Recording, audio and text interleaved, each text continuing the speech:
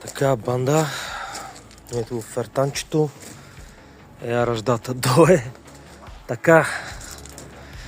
Имаме шенкели изчистени, направенки, нагласени и вече намазани с фертанче.